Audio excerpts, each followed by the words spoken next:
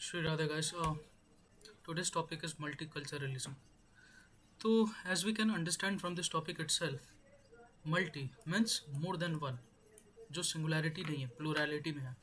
Culturalism means the principles or the religious belief, है ना, that is known as culture. तो multiculturalism itself states that पहले ये है क्या मैं तो आपको समझाता हूँ. इट मीन्स कि different sections of the society में डिफरेंट रिलीजन एक साथ को एग्जिस्ट करे, अपना शेयर्ड कल्चर रहे और समाज में हारमनी हो. ठीक है. तो अपन इससे पढ़ सकते हैं कि multiculturalism is a political and social concept that recognise and respects cultural diversity within a society. ठीक है. अपने वर्ड्स में भी इसको लिख सकते हैं.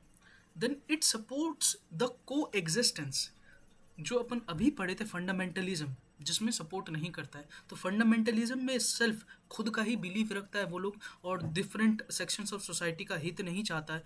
वहीं पे ये multiculturalism it accepts others thoughts also and coexistence of them. ठीक है ना.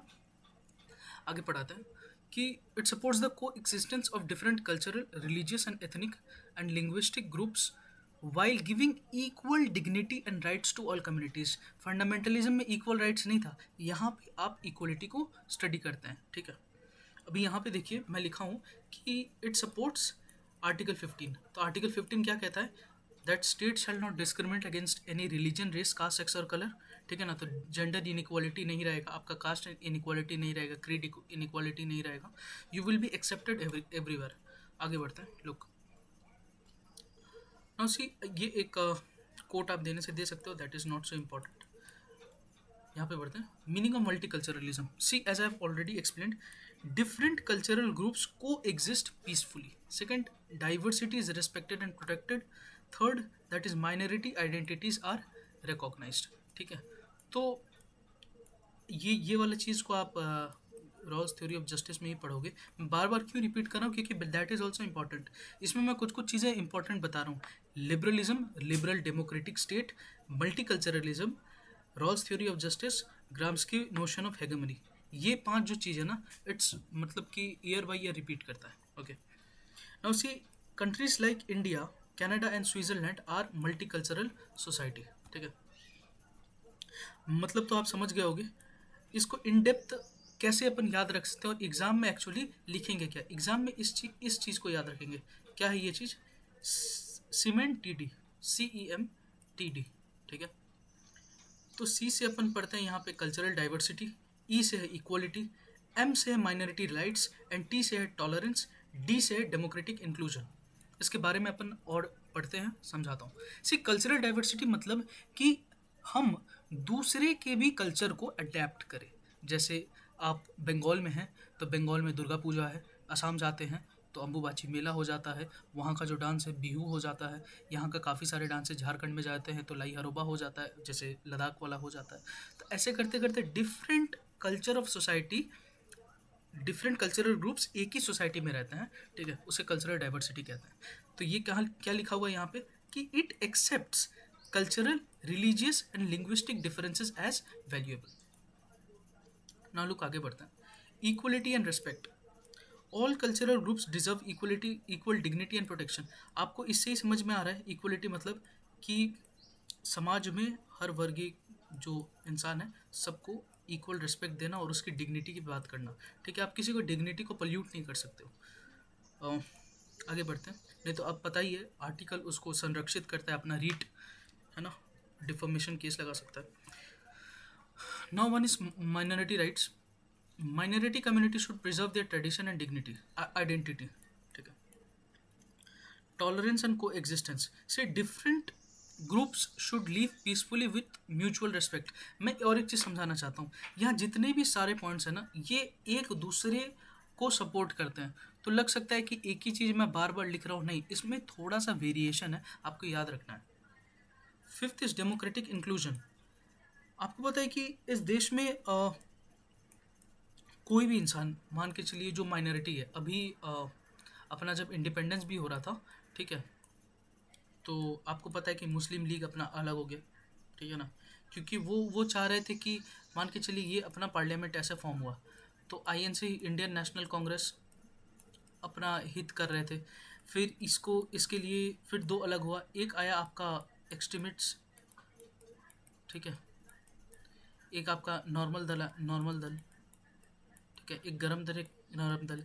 इसका अपना पॉलिसी था, इसका अपना था, ठीक है ना। तो वैसे ही जो क्या नाम है माइनॉरिटी है, वो देखती है कि जिस समाज में डोमिनेंस है, मान के चलिए कि मैं यहाँ पे आपको ऐसे समझाता हूँ कि मान के चलिए ये एक अपना पॉलिटिकल पार्टी फॉर्म किया जिसमें 60% ऑफ पीपल जुड़े हुए हैं, तब ये अपना कोई भी पॉलिसी लाएंगे, वो तो 40% जो सोसाइटी है उसके लिए तो वो पॉलिसी मतलब काम तो करेगा, लेकिन इनको लगेगा कि भैया मैं तो डोमिनेंस में नहीं हूँ, तो जो भी पॉलिसी हो रहा है वो इनके लिए हो रहा है, हमारे लिए नहीं हो रहा है। तो वही इसमें कहा गया है कि जो minority welfare sections of society है, वो अपना खुद का पॉलिटिकल पार्टी स्टैब्लिश कर सकते हैं, और उसके बाद वो अपने सोसाइटी से माइनॉरिटी को डोमिनेंस दिलाकर वो अपना इलेक्शंस में प्रतिनिधित्व कर सकते हैं, जो कि हमारा डेमोक्रेटिक कंट्री है, तो कोई भी इंसान इलेक्शन लड़ सकता है और अपना पार्टी को स्वतंत्रता के रूप से मतलब,